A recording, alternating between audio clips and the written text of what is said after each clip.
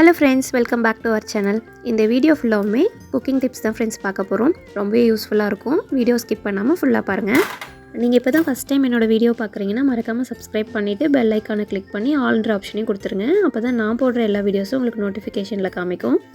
வாங்க வீடியோக்குள்ளே போயிடலாம். இன்றைக்கான ஃபஸ்ட்டு டிப் என்னென்னு பார்த்துடலாம். நம்ம சுரக்காய் வாங்கி குக் பண்ணும்போது ஒரு சில டைம் தான் ரொம்ப சின்ன சுரக்காயாக கிடைக்கும். நிறைய டைம் நமக்கு லென்த்தான பெரிய சுரக்காய் தான் கிடைக்கும். அந்த மாதிரி இருக்க சுரக்காயை ஆஃபாக கட் பண்ணிவிட்டு ஒரு பகுதியை நம்ம குக் பண்ணுறதுக்காகவும் இன்னொன்று வந்து 2 நாளுக்கு அப்புறம் யூஸ் பண்ணுறதுக்காக வச்சுருப்போம். அந்த மாதிரி ஸ்டோர் பண்ணி வைக்கிற சுரக்காயை டைரெக்டாக கவருக்குள்ளே போட்டு வைக்காமல் இந்த மாதிரி ஒரு சின்ன கப் வச்சு கட் பண்ண பகுதியை க்ளோஸ் பண்ணி வச்சிட்டோம்னா நமக்கு ரொம்ப நாளைக்கு சுரக்காய் ஃப்ரெஷ்ஷாகவே இருக்கும், சீக்கிரம் கெட்டு போகாது. இந்த மாதிரி செஞ்சுட்டு அதுக்கப்புறமா கவரில் போட்டு ஃப்ரிட்ஜில் ஸ்டோர் பண்ணி வச்சுக்கோங்க. அதே மாதிரி சீக்கிரம் முத்தல் ஆகாது. ட்ரை பண்ணி பாருங்கள். நெக்ஸ்ட் டிப் என்னென்னு பார்த்துடலாம். பசங்களுக்கு ஸ்கூலுக்கு லஞ்ச் பாக்ஸ் பேக் பண்ணும்போது சாதம் தனியாக குழம்பு தனியாக கொடுத்தோம்னா அதை எடுத்து கலந்து சாப்பிட்ற அளவுக்கு அவங்களுக்கு டைம் இருக்காது. அதனால் சாதமும் குழம்பும் ஒன்றாவே கலந்து கொடுத்துட்டு மேலே கொஞ்சமாக குழம்பு ஊற்றி கொடுத்தோம்னா சீக்கிரம் ட்ரை ஆகாமல் இருக்கும். ட்ரை பண்ணி பாருங்கள். நெக்ஸ்ட் டிப் என்னென்னு பார்த்துடலாம். சுண்டல், காராமணி இதெல்லாம் நாள் நைட்டே நம்ம ஊற வச்சுடுவோம். இல்லைன்னா ஒரு 5 ஹவர்ஸ்க்கு முன்னாடினாச்சும் ஊற வைப்போம். அப்போ தான் சாஃப்டாக வேகும். அந்த மாதிரி ஊற வைக்க மறந்துட்டிங்க அப்படின்னா 1 ஹவர் முன்னாடி ஊற வச்சுட்டு அதில் கொஞ்சமாக சமையலுக்கு யூஸ் பண்ணுற சோடா உப்பு போட்டிங்கன்னா உங்களுக்கு சாஃப்டாக நல்லா வெந்து வந்துடும். அதுக்கப்புறமா நீங்கள் சமையலுக்கு யூஸ் பண்ணிக்கலாம்.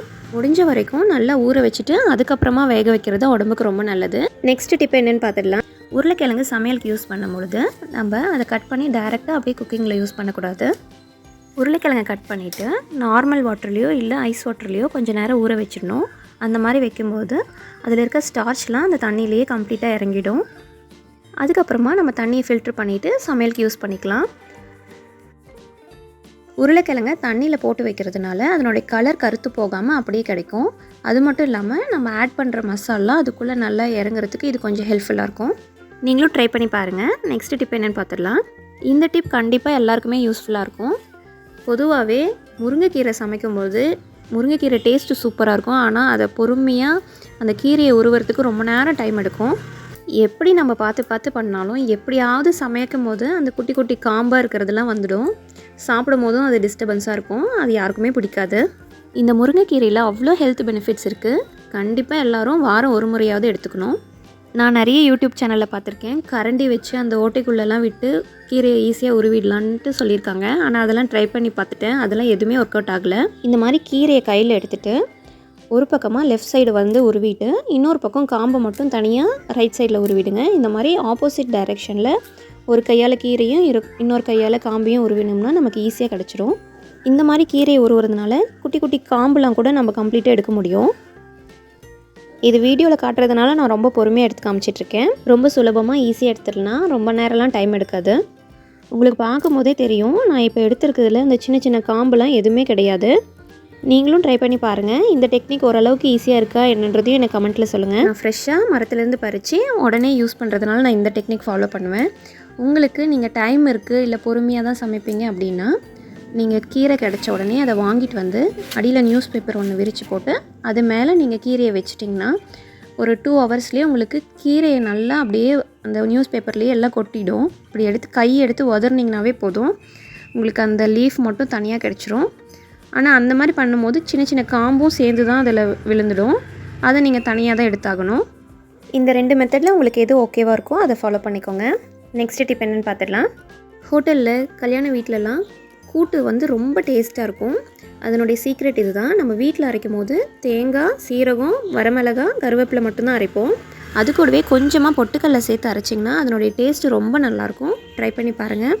பொட்டுக்கடலை ரொம்ப கம்மியாக தான் ஆட் பண்ணணும். எனக்கு இந்த சீக்ரெட் வந்து ஹோட்டலில் ஒர்க் பண்ணுற ஒரு அக்கா எனக்கு தெரியும். அவங்க தான் ஷேர் பண்ணியிருந்தாங்க. தேங்க்யூ அக்கா.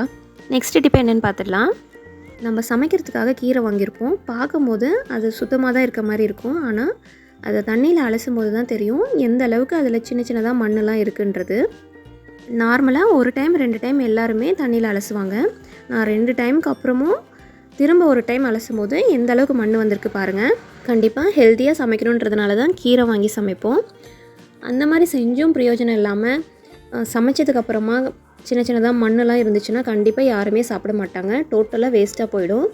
அதனால் நம்ம இன்னும் ஒரு 2 டைம் சேர்ந்து வாஷ் பண்ணாலும் பரவாயில்ல. அதே மாதிரி கீரையை கட் பண்ணிவிட்டு நம்ம தண்ணியில் வாஷ் பண்ணிடக்கூடாது. வாஷ் பண்ணிவிட்டு தண்ணியெல்லாம் வடிச்சிட்டு அதுக்கப்புறமா நம்ம டைரெக்டாக சமையலுக்கு யூஸ் பண்ணிக்கலாம். அதே மாதிரி கீரைலாம் சமைக்கும் போது நம்ம லிட் போட்டு மூடி வச்சோம்னா அதனுடைய கலர் மாறிடும். மூடி போடாமல் சமைச்சோம்னா தான் அதனுடைய கலர் அப்படியே க்ரீன் கலரில் நமக்கு கிடைக்கும். ட்ரை பண்ணி பாருங்கள். நெக்ஸ்ட் டிப் என்னென்னு பார்த்துடலாம். நம்ம வீட்டில் பஜ்ஜி செய்யும் போது ஆனியன் பஜ்ஜி, உருளைக்கிழங்கு பஜ்ஜி இதெல்லாம் செஞ்சுருப்போம். சில பேர்லாம் கற்பூரவள்ளி பஜ்ஜி கூட செய்வாங்க. நம்மளோட சேனல்லேயே கூட நான் அப்லோட் பண்ணியிருக்கேன். சொரக்காய் யூஸ் பண்ணி பஜ்ஜி செஞ்சு பாருங்கள். டேஸ்ட்டு ரொம்பவே நல்லாயிருக்கும். இந்த மாதிரி சின்ன சின்ன பீசஸாக கட் பண்ணி நம்ம பஜ்ஜி மாவை ஆட் பண்ணிவிட்டு அதுக்கப்புறமா நம்ம எடுத்து வச்சுருக்க அந்த ரவுண்ட் ஸ்லைசஸை வந்து மாவில் டிப் பண்ணி ஆயிலில் போட்டு அப்படியே ஃப்ரை பண்ணிக்கலாம். இதனோட டேஸ்ட்டும் ரொம்ப நல்லாயிருக்கும். ட்ரை பண்ணி பாருங்கள். நெக்ஸ்ட் டிப் என்னென்னு பார்த்துடலாம். குழந்தைங்களுக்கு ரொம்ப பிடிச்சது பாப்கார்ன் தான். எங்கே வெளியே கூட்டிகிட்டு போனாலும் பாப்கார்ன் தான் ஃபஸ்ட்டு கேட்பாங்க. வீட்லேயே ரொம்ப ஹெல்த்தியான பாப்கார்ன் ரெடி பண்ணி தர முடியும். ஒரு குக்கரில் கொஞ்சமாக பட்டர் ஆட் பண்ணிவிட்டு நல்லா காய வச்ச மக்காச்சோளத்தை அதில் ஆட் பண்ணிடணும். நம்ம இப்போ உப்பு எதுவுமே ஆட் பண்ண தேவையில்ல. அதுலேயே நல்லா கலந்து விட்டுட்டு லிட் போட்டு மூடி வச்சிடணும். அவ்வளோதான். விசில் எதுவும் போடக்கூடாது. ஒரு 2 மினிட்ஸ்லேயே அது நல்லா பாப்கார்ன் பொரியிறது அந்த சவுண்டு கேட்கும். அப்போ லைட்டாக லிட்டு ஓப்பன் பண்ணி பார்த்திங்கனாவே உங்களுக்கு தெரியும். இந்த மாதிரி வீட்டில் பாப்கார்ன் செஞ்சு தரும்போது அது பாப் ஆகி வெடித்து வரும்போது பார்க்குறதுக்கு அவ்வளோ அழகாக இருக்கும். குழந்தைங்களும் அதை ஆசையாக பார்த்துட்ருப்பாங்க. பாருங்கள், அப்படியே பூ மாதிரி சூப்பராக ரெடி ஆகிடுச்சு. இந்த பாப்கார்னை நம்ம கடையில் வாங்கினோம்னா கண்டிப்பாக ஒரு 100 ரூபா 150 ரூபானாச்சும் இல்லாமல் கிடைக்காது. 10 ரூபா செலவில் வீட்லேயே சூப்பரான பாப்கார்ன் ரெடி பண்ணியாச்சு. கடையில் வாங்குகிற பாப்கார்னுக்கெலாம் பட்டர் ஆட் பண்ணாங்கன்னா அதுக்கு ஒரு தனி ரேட் சொல்லுவாங்க. வீட்லேயே செஞ்சு சாப்பிட்றது தான் உடம்புக்கு ரொம்ப நல்லது. தேவையான அளவு உப்பு, காரம், மஞ்சத்தூள் மட்டும் ஆட் பண்ணிவிட்டு நல்லா கலந்து விட்டுட்டோம்னா குழந்தைங்க சாப்பிட்றதுக்கு சூப்பரான ஒரு ஸ்நாக்ஸ் ரெடி ஆகிடும். ட்ரை பண்ணி பாருங்கள். நெக்ஸ்ட் டிப் என்னென்னு பார்த்துடலாம். ஃபிஷ் ஃப்ரை செய்யும் போது நல்லா கிறிஸ்பியாக மசாலா உதிராமல் வரத்துக்கு 1 ஸ்பூன் கார்ன்ஃப்ளவர் மாவும் 1 ஸ்பூன் அரிசி மாவும் ஃபிஷ் மசாலா கூடயே ஆட் பண்ணிவிட்டு ஒரு 10 நிமிஷம் ஃப்ரிட்ஜில் வச்சுட்டு அதுக்கப்புறமா எடுத்து ஆயிலில் ஃப்ரை பண்ணிங்கன்னா உங்களுக்கு மசாலா உதிராமல் கிடைக்கும். ஃபிஷ்ஷினோட டேஸ்ட்டும் ரொம்ப நல்லாயிருக்கும். கண்டிப்பாக ட்ரை பண்ணி பாருங்கள். நெக்ஸ்ட் டிப் என்னென்னு பார்த்துடலாம்.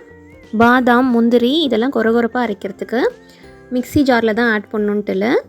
இந்த மாதிரி ஒரு கிளாத்தை ஃபோல்டு பண்ணி கீழே வச்சுக்கோங்க. அது மேலே ஒரு பாத்திரத்தை வச்சுட்டு நம்ம தேவைப்படுற நட்ஸ், பாதாமோ இல்லை முந்திரியோ அதுக்குள்ளே ஆட் பண்ணிவிட்டு இந்த மாதிரி காலியான எம்டி கவர் இருந்தால் எடுத்துக்கோங்க. அதை 4 ஃபோல்டு பண்ணி அந்த பாத்திரத்துக்குள்ளேயே வச்சுக்கோங்க. இந்த கவர் எதுக்காக வைக்கிறோம்னா நம்ம க்ரஷ் பண்ணும்போது பாதாம்லாம் வெளியே இறஞ்சிடாமல் இருக்கிறதுக்கு தான்.